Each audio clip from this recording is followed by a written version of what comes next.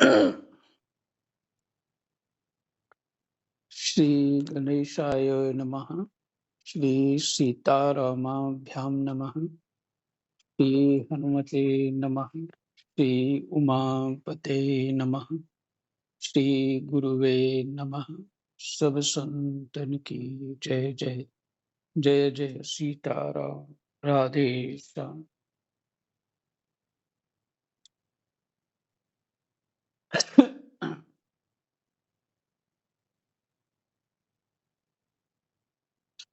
अष्टम स्कंध सप्तम अध्याय श्लोक नंबर 36। श्री सुखदेव जी कहते हैं, परीक्षित, प्रजा का यह संकट देखकर समस्त प्राणियों के अकारण बंधु देवादिदेव भगवान शंकर के हृदय में कृपावश बड़ी व्यथा हुई। उन्होंने अपनी प्रिया सती से यह बात कही।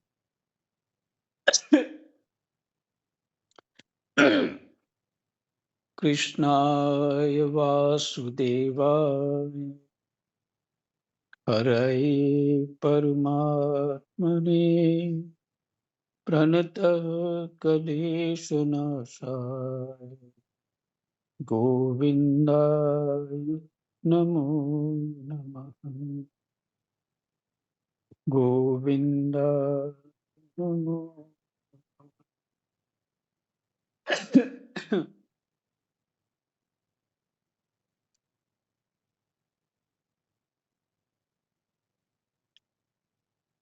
शिवजी ने कहा, देवी, यह बड़े खेद की बात है।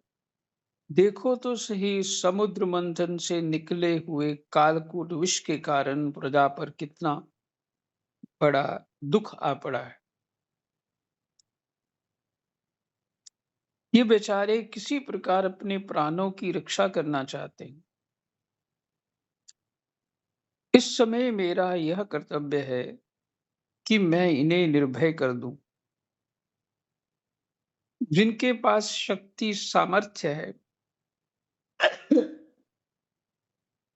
उनके जीवन की सफलता इसी में है कि वे दीन दुखियों की रक्षा करें।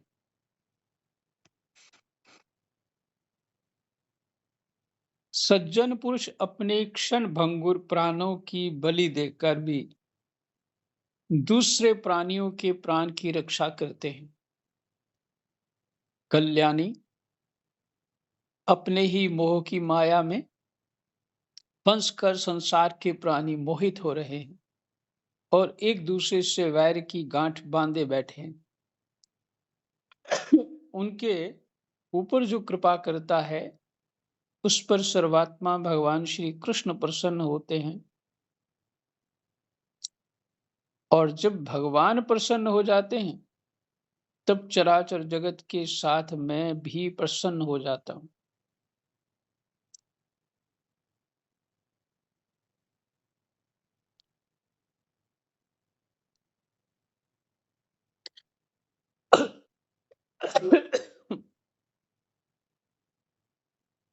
इसलिए अभी अभी मैं इस विष को भक्षण करता हूं, जिससे मेरी प्रजा का कल्याण हो।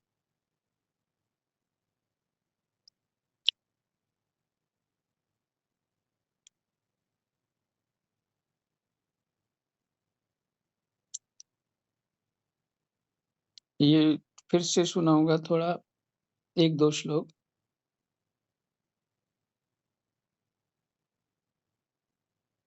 ये बेचारे किसी प्रकार अपने प्राणों की रक्षा करना चाहते हैं। इस समय मेरा यह कर्तव्य है कि मैं इन्हें निर्भय कर दूं। जिनके पास शक्ति सामर्थ्य है, उनके जीवन की सफलता इसी में है कि वे दीन दुखियों की रक्षा करें। जिनके पास शक्ति सामर्थ्य है,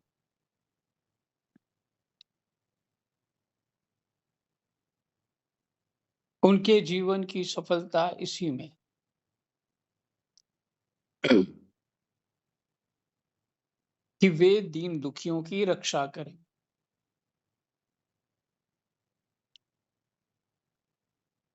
सज्जन पुरुष अपने क्षण भंगुर प्राणों की बलि देकर भी दूसरे प्राणियों के प्राण की रक्षा करते हैं। कल्याणी अपने ही मोह की माया में फंसकर संसार के प्राणी मोहित हो रहे और एक दूसरे से बैर की गांठ बांधे बैठे।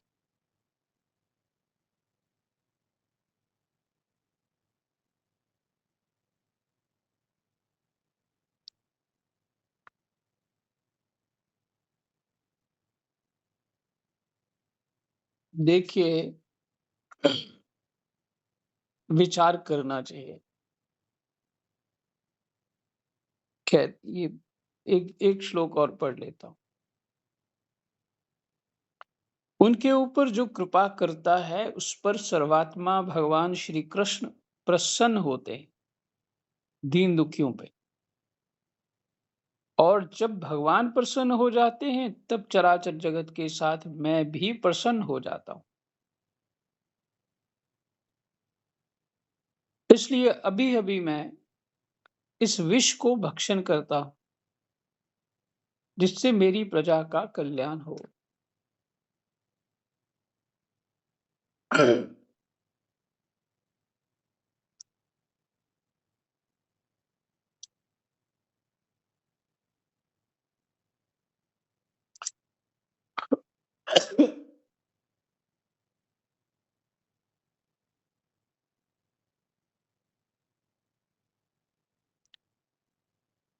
देखिए, भगवान कह रहे हैं जो हम सबको इसमें से जो ढूंढना है, हमारे पास तो विश्व और तरह का निकला हुआ। हम्म, उधर तो समुद्र मंथन हुआ और विष निकला, और यहाँ जो हमारे पास विष है किसी और तरह का है विष ही।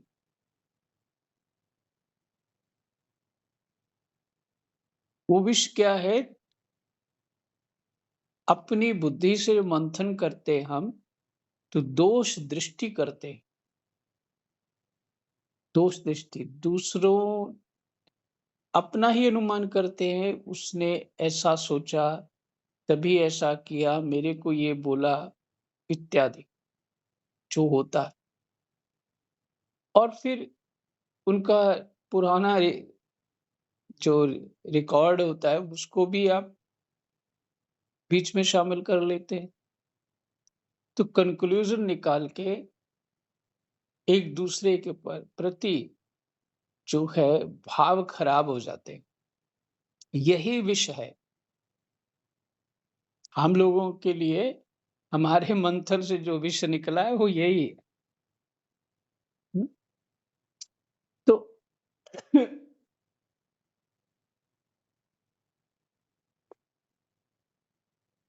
अब यहाँ पे विचार कैसा होना चाहिए? शास्त्र के अनुसार दीन दुखियों की रक्षा करें, अपना मोह छोड़ें, माने अज्ञान छोड़ें। संभव हो तो जो बनता है वो कर दो, जो कर सकते हो वो करो, क्योंकि फिर थोड़ी टाइम मिलना है अगले जन्म में। और अभी जो स्थिति है, जब तुम पाठ ही सुन रहे हो कि सर्वत्र परमात्मा है, तो वो क्यों भूल जाते हैं? सर्वत्र परमात्मा है तो फिर कब मौका मिलेगा? ये स्मृति रहेगी क्या? तो दीन दुखी कोई और है नहीं। मान लीजिए कई भाई आप लोगों की परिस्थितियां अलग होगी। मैं थोड़ा बात को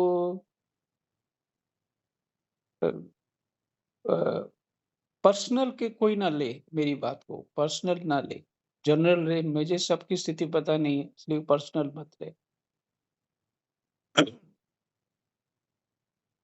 तो हमारा कर्तव्य क्या है? हम जो कर्म करेंगे उसी का फल मिलना है हमको। उसने हमारे प्रति क्या किया है, ये उसको फल मिलना है। हमने क्या किया है, ये हमको फल मिलना है।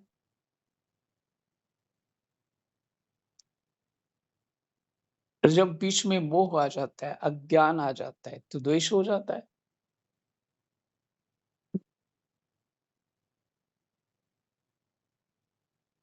कोई हमारे से किसी को क्लेश ना हो, प्रयास तो करते ही हैं, सभी लोग करते हैं। कोई विरोधी खड़ा नहीं करना चाहता। लेकिन होता ये है कि हम तो पुराना प्रारब्ध भोग रहे हैं ना। जो भी जीव हैं हमारे साथ में प्रेम करने वाले या द्वेष करने वाले, वो तो हमारे ही कर्म हैं। कहीं से टपके नहीं है, तुम ही हो। स्वप्नवत है ये संसार की स्थिति। तुम ही हो वो, दूसरा नहीं है। तो शास्त्र जब ये दृष्टि दे रहा है, तो शास्त्र ये भी कह रहा है कि ये प्रकृति के दोष हैं, जीव के नहीं है। जीव के नहीं है, प्रकृति के दोष है।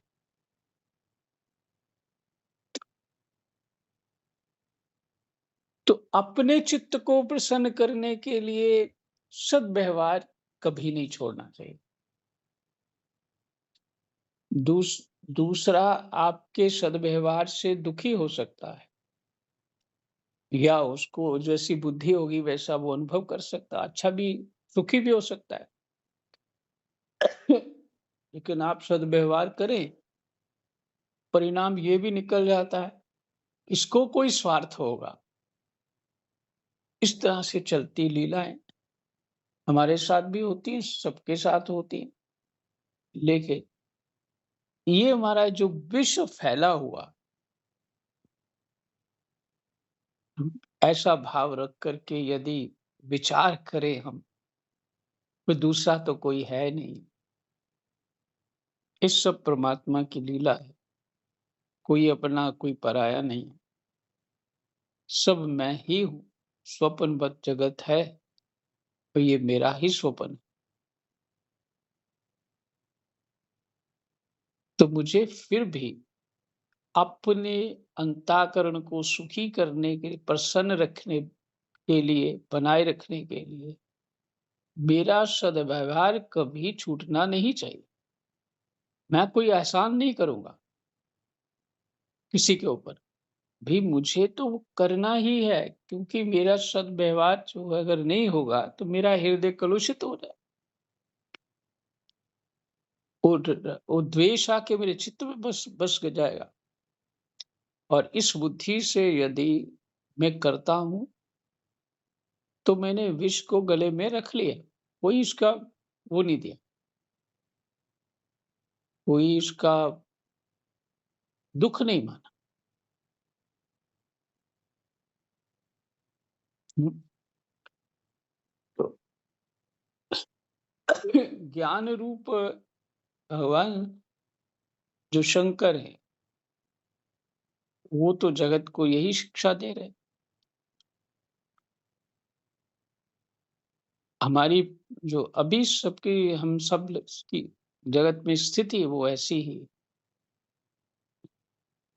शांत रहना वो अपने लिए है, सद्व्यवहार करना वो अपने लिए है, उसका परिणाम अच्छा हो, वो दूसरा नहीं दे सकता संसार में परिणाम अच्छा।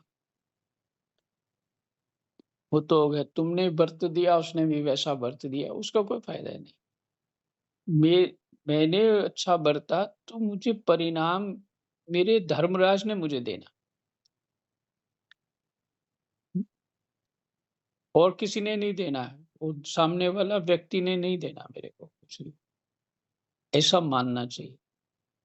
और किसी का जो विश्व रूपी कटु व्यवहार है, उसको गले तक ही रखो। ना हृदय में धारण करो, ना सिर में धारण करो, गले तक ही रहो। मुझे ये समझ आया, ऐसा पाठ करते-करते। आप अ, जैसा लगे आप वैसा उसका अर्थ निकालिए। श्री शुकदेव जी कहते हैं, विश्व के जीवनदाता भगवान शंकर इस प्रकार सती देवी से प्रस्ताव करके उस विष को खाने के लिए तैयार हो गए। देवी तो उनका प्रभाव जानती ही थी।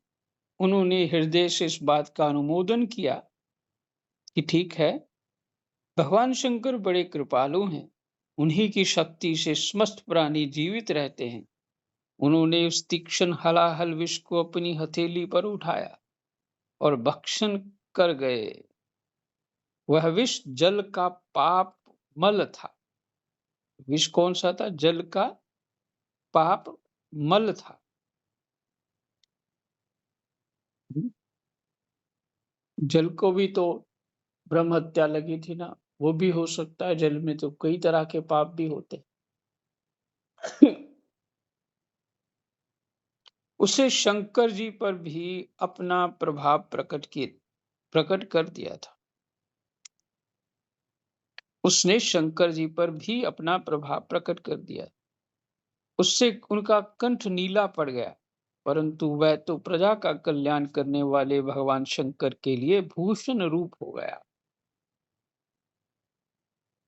इसलिए नाम एक और मिल गया, नीलकंठ। परोपकारी सज्जन प्रायः प्रजा का दुख टालने के लिए स्वयं दुख झेला ही करते हैं। परंतु दुख नहीं है, परंतु यह दुख नहीं है, ये तो सबके हृदय में विराजमान भगवान की परम आराधना है। यही मैं कह रहा था। हमारा परिणाम कौन देगा? भगवान। फिर से सुन लीजिए।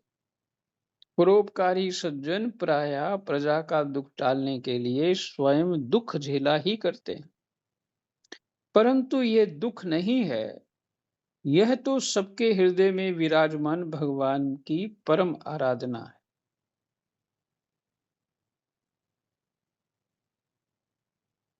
हृदय में विराजमान भगवान की परम आराधना। अपने हृदय को प्रसन्न रखना चाहिए।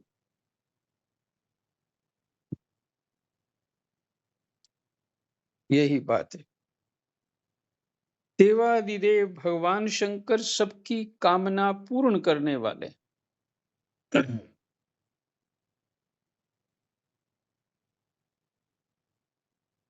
उनका ये कल्याणकारी अद्भुत कर्म सुनकर संपूर्ण प्रजा, दक्ष कन्या सती, ब्रह्मा जी और स्वयं विष्णु भगवान भी उनकी प्रशंसा करने लगे।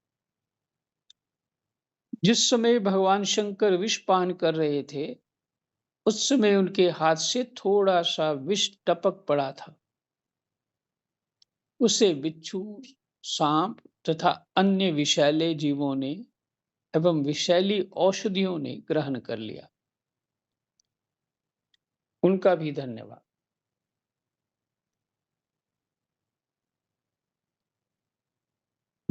उनका भी धन्यवाद। ऐसा नहीं कि बिच्छू दिख जाए तो मारना जरूरी है। अरे उसको पटक के कहीं उठा के कहीं और बाहर छोड़ दो। बिच्छू सांप भी ऐसे अन्य विषैले स्थितियों को। तो जब जीव को सूक्ष्मता प्राप्त होती है और सत्व गुण बढ़ता है, हृदय शुद्ध होता है, विवेक तीक्ष्ण हो जाता है, तब ये अपने आप ही समझ में आता है।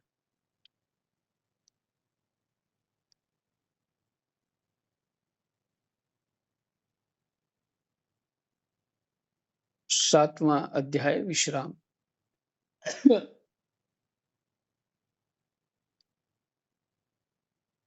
8वां अध्याय समुद्र से अमृत का प्रकट होना और भगवान का मोहनी अवतार ग्रहण करना।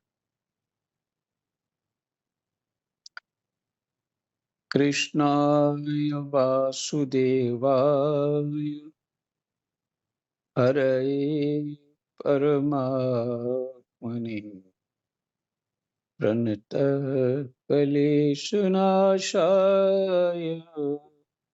गोविन्दाय नमो नमः। समुद्र से अमृत का प्रकट होना और भगवान का मोहनी अवतार ग्रहण करना। श्री सुखदेव जी कहते हैं, इस प्रकार जब भगवान शंकर ने विष पी लिया, तब देवता और असुरों को बड़ी प्रसन्नता हुई। वे फिर नए उत्साह से समुद्र मथने लगे।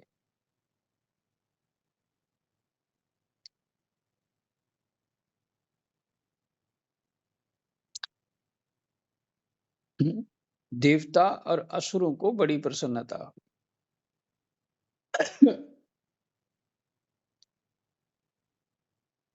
तब समुद्र से कामधेनु प्रकट हुई। वह अग्निहोत्र की सामग्री उत्पन्न करने वाली थी। इसलिए ब्रह्मलोक तक पहुंचाने वाले यज्ञ के लिए उपयोगी पवित्र घी, दूध आदि प्राप्त करने के लिए ब्रह्मवादी ऋषियों ने उसे ग्रहण किया। देखो, एक शब्द है यज्ञ के लिए उपयोगी पवित्र घी, दूध आदि प्राप्त करने के लिए ब्रह्मवादी ऋषियों ने उसे ग्रहण किया। ऋषियों ने उसे ग्रहण किया।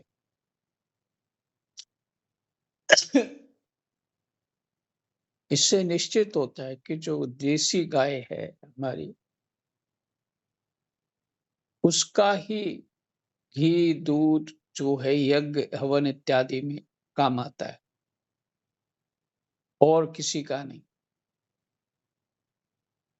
मैं तो अब बाजार से लगभग घी लेना, दूध लेना छोड़ दिया। देखिए, हम लोग धर्म का पालन करते हैं, और एक पक्ष है जो मुस्लिम धर्म, मुस्लिम अधर्म, वो अधर्मी है। वो अधर्मी कहते हैं, मलेच्छ भी कहते हैं शास्त्रों में, त्रिधर्मी। तो वो क्या करते हैं, हमारे चीजों को गंदा करते हैं। इसलिए सब चीजें अशुद्ध हो जाएंगी तो इनका पूजन भजन सब नष्ट हो जाएगा, इनकी क्रियाएं सब नष्ट हो जाएंगी। दूध में थूकते हैं। अब तो ऐसा भी आ रहा है, कहीं पेशाब कर रहे हैं, जूस पिला रहे हैं, कहीं कुछ कर रहे हैं। इस तरह से बहुत कुछ रोटियों में बनाते बनाते थूकते हैं। वहां ये उनके ऐसा है, वो खाते भी ऐसे थूक के ही खाते हैं। उनका अल्लाह प्रसन्न होता है इस बात से, तभी तो थूक रहे होंगे। तूने मलेच्छा मल की इच्छा रखने वाले ऐसे लोग। तो वो एक मैंने अभी एक कोई पढ़ा, कोई बड़ी अच्छी कोई पत्रकार थी, क्या थी, कोई बड़ी इस लेवल की थी, बहुत हाई। उसकी हिंदू मित्र थी कोई लेडी, वो भी हाई पोस्ट पे थी। तो जन्माष्टमी के दिन उसके खाने के भी अंदर वो गौ मांस मिला देती थी, और कहती मुझे बड़ी शांति होती थी। उसका लिखा हुआ है ऑटोबायोग्राफी में। ये मुस्लिम महिला। आप होटलों में खाते हैं तो गंध खाते हैं। मैं कभी चलते चलते पहले रास्ते में कोई ढाबा मिला तो वहां से चाय बनवा ली तो पी लेता था। अब तो मुझे लगता है कि मैं तो पानी भी बाहर का नहीं ले सकता, फिल्टर पानी भी नहीं ले सकता। तो कितना विचार करना है, सब्जियों में सब जगह वैसी स्थिति है, हर जगह ऐसी स्थिति है। किसमें क्या डाला है, ये उनका अपना एजेंडा चल रहा है और हम लोगों को ज्ञान नहीं है इस बात का। समझ ही नहीं कि क्या कर रही है दुनिया, वो विधर्मी क्या करे। तभी हम लोग धर्म में मन नहीं लगता, बुद्धि विचलित रहती है, अशांत रहते हैं, है ना? तो विचार करना चाहिए हमें क्या उपाय करें, किससे बचें इन सब चीज़ों से। तो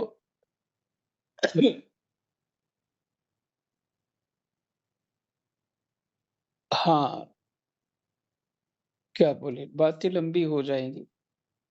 मेरे को पास में बाबा जी हैं, मैंने कहा मुझको आधा लीटर दूध दे दिया करो।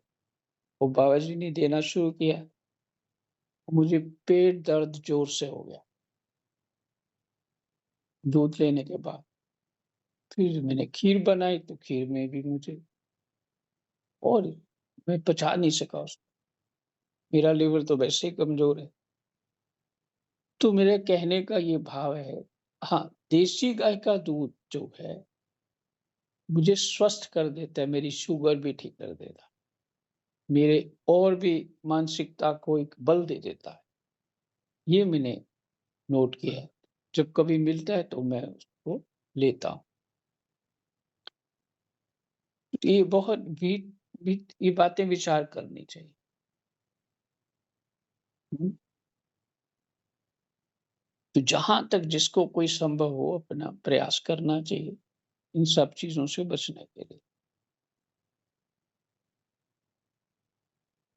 इसलिए ब्रह्मलोक तक पहुँचाने वाले यज्ञ के लिए उपयोगी पवित्र घी, दूध आदि प्राप्त करने के लिए ब्रह्मवादी ऋषियों ने उसे ग्रहण किया। और बिलायती गाय का जो दूध दही घी होता है वो यज्ञ की कोई काम नहीं आता, ना पितरों के काम आता है।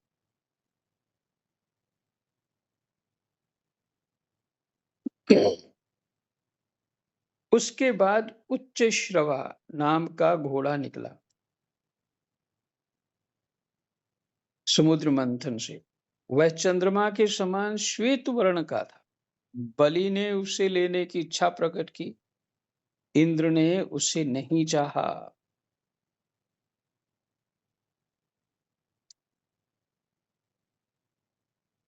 बलि ने उसे लेने की इच्छा प्रकट की, इंद्र ने उसे नहीं चाहा, क्योंकि भगवान ने उन्हें पहले से ही सिखा रखा था।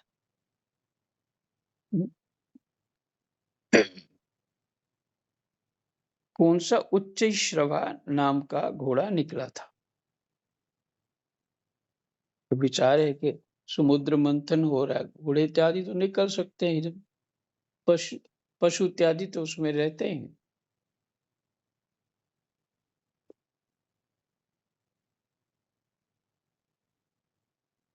इंद्र ने उसे नहीं चाहा, क्योंकि भगवान ने उसे पहले ही सिखा रखा था। तदनंतर ऐरावत नाम का श्रेष्ठ हाथी निकला। उसके बड़े बड़े चार दांत थे, जो उज्ज्वल वर्ण कैलाश की शोभा को भी करते थे। तत्पश्चात कौस्तुभ नामक पद्मराग मणि समुद्र से निकली। उस मणि को अपने हृदय पर धारण करने के लिए अजित भगवान ने लेना चाहा। परीक्षित इसके बाद स्वर्गलोक की शोभा बढ़ाने वाला कल्प वृक्ष निकला। वह जाचकों की इच्छाएं उनकी इच्छित वस्तु देखकर वैसे ही पूर्ण करता रहता है। कौन? कल्प वृक्ष।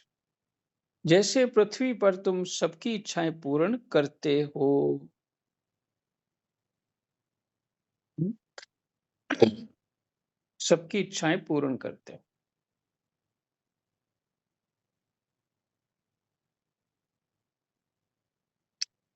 परीक्षित को कह रहे हैं। अच्छा, कुछ और ही बात बुद्धि में आ गई।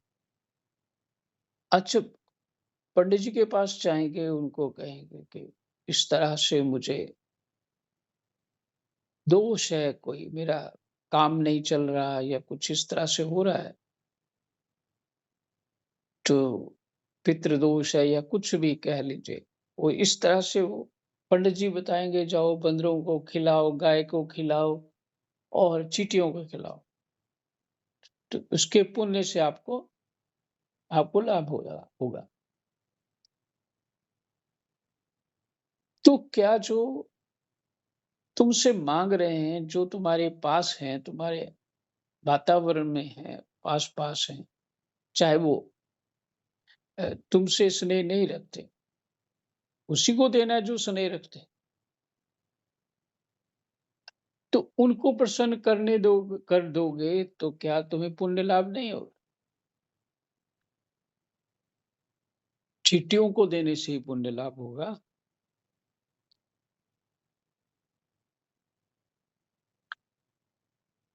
तो विचार करना चाहिए। मेरा विवेक ज़्यादा नहीं है, आप लोग विचार करें।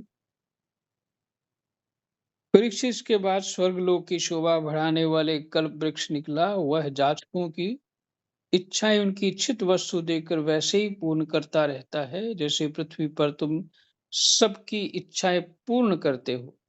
तत्पश्चात अप्सराएँ प्रकट हुई, वे सुंदर वस्त्रों से सुसज्जित एवं गले में स्वर्ण हार पहने हुए थीं।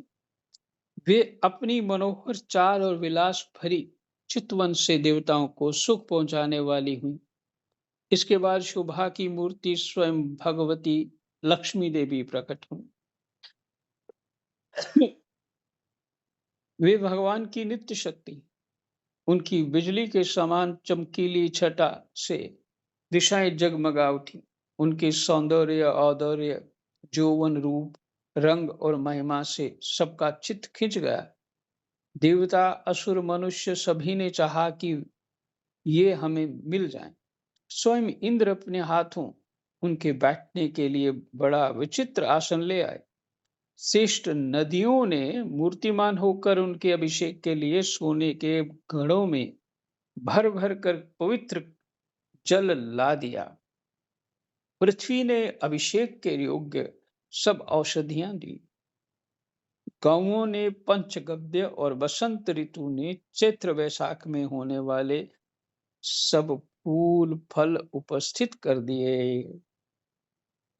गौओं ने पंचगव्य, पृथ्वी ने अभिषेक के लिए योग्य सब औषधियां और बसंत ऋतु में चैत्र वैशाख में होने वाले सब फूल फल उपस्थित कर दिए। इन सामग्रियों से ऋषियों ने विधि पूर्वक उनका अभिषेक संपन्न किया। गंधर्वों ने मंगलमय संगीत की तान छेड़ दी। नर्तकियां नाच नाच कर गाने लगी। यही विश्राम करते हैं, ये उत्सव चलने देते हैं, लंबा हो जाए उत्सव, यही विश्राम करते हैं। सुबह फिर इसका पाठ करें, श्लोक नंबर 12 तक। कृष्णाय वासुदेवाय हरये परमात्मने प्रणतः क्लेशनाशाय गोविन्दाय नमो नमः। जय जय।